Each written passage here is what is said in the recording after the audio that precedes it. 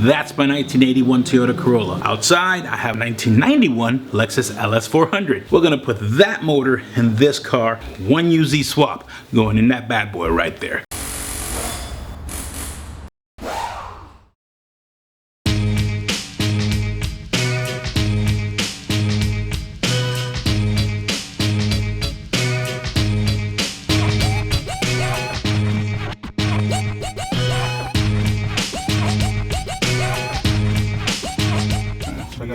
Radiator out, started disconnecting, get the battery out.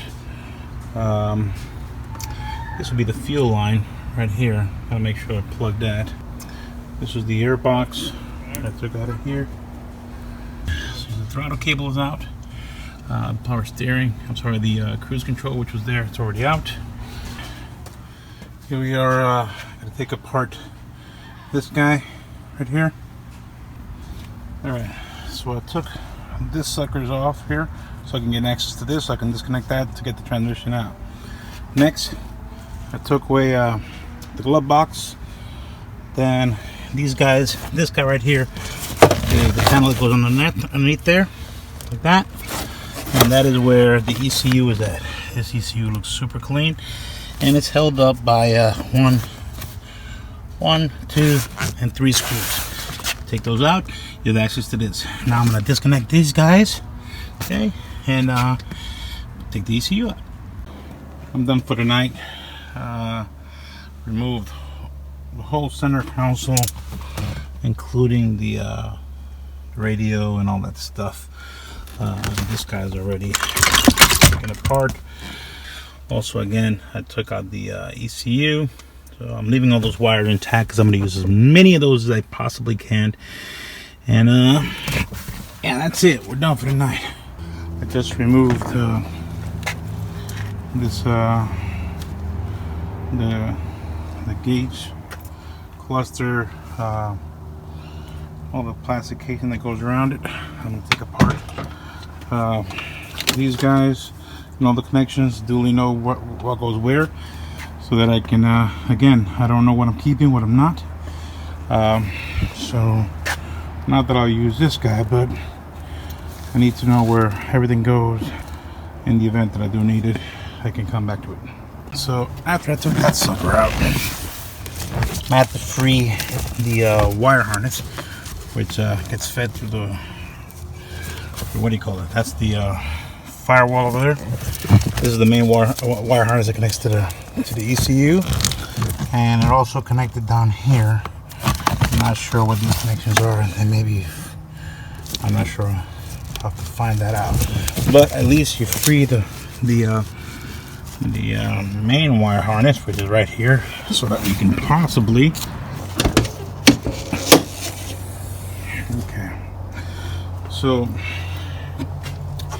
that I can loosen those bolts right there, that one, and that one, and pull the wire harness out, flop it over, and then that's it. The main wire harness that goes through the firewall is disconnected. So let's get at it. Here's the wire harness. After I disconnected it from the inside, I took off these 2 screws you see right here and pulled it in from the firewall. I know that I have to disconnect the power steering line from here and those 2 down there. So in order to get this guy out of there, I had to take all that out. Well, not me, my son and I. Say hi, Savi. Hello. So the whole dashboard and dash pad and everything got taken out. This is also, I can get all of this wiring, which I'm not sure which I'm going to use or not. I'm trying to make the engine think that it's still sitting on the Lexus when it goes into the Corolla. And that's it. A lot of hard work just to get this fucker out of here. It took forever. Believe it or not, we had to tear some of that out, like literally break it apart, because I just didn't have any patience. But we got everything without harming any of the wiring, which is what's important. So we got all this out, all that out, and that's pretty much it. Are we done for today, Sally? Yes, we are. All right, let's get out of here. All right, so move the power steering from here and from down there. These two lines. You're gonna muck it up and make a mess. Make sure you put something there. Went ahead and removed the belt with the tensioner just to get it out of the way. And last, I took that line that comes out of the brake booster. I think it was.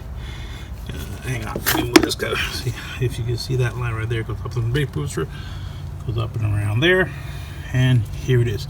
That one connects to the back here, over back there. Shifter linkage is out.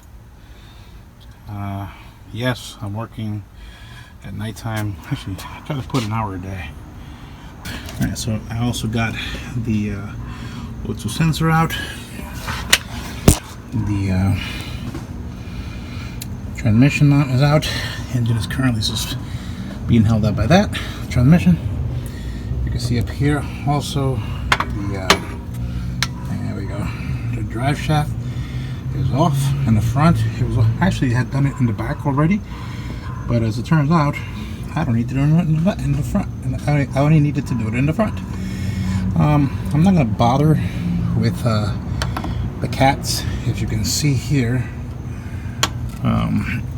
you can see there, I just cut the exhaust. I'm just going to take it out with the whole cat and everything, so you can see them there. Here I am on the other side. As you can see, the transmission mount is off. The transmission shield, which goes somewhere here, the heat shield, that's off. The what do you call it, sensor is out as well. See that? This is where I cut the exhaust. Again, down there. Just going to pull it out with the whole thing. And that right there is where you can see that the drive shaft has been taken out. I currently have the engine held on by this. The motor mounts come off. For those who want to know, right? See, this will be your rack and pinion. So right there, that's where the motor mount gets bolted on. Really easy. You can see it actually from up there. See? So that's the motor mount, and the screw right here, right there, attaches to that sucker right there. All right, so I am really close to getting this sucker out.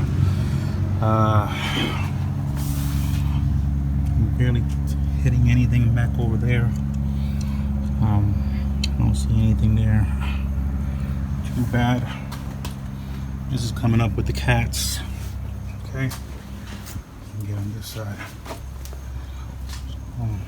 We are almost out. We are almost out. All right, and that, hey, where'd the engine go? What's going on here?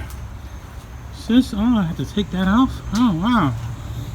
Where'd the engine go? I mean, oh, there it is.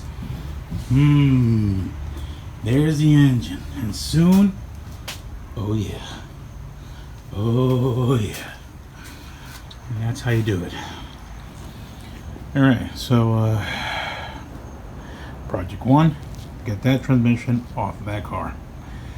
I did take it out with the cats, 1 and 2, and maybe I should take those off first.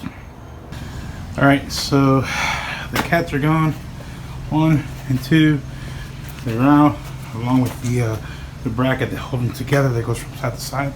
Now I'm going to start taking out all these bolts right here, and I'm going to begin with the bottom. And here's a little trick. I don't know if you guys know about this. So you take a regular wrench and socket, right? Take the extension of a tube, preferably your jack, and that gives you leverage. When you go like this, you push it down.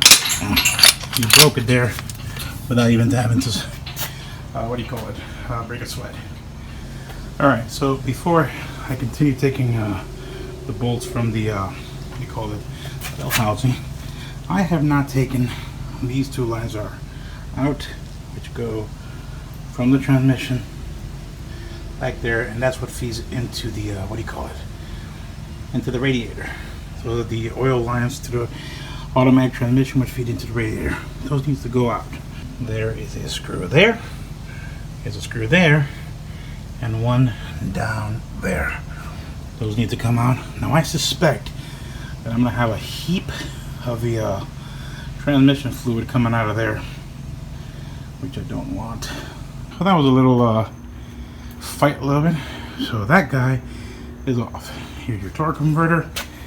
Obviously you got to get all the screws right from there. If you're gonna do this, you better employ, and you're doing it by yourself, you better employ one of these guys, because you're gonna need some leverage. So aside from that, that's pretty much it. Time to work on the engine, start taking it apart so that we can start, you know, sprucing it up.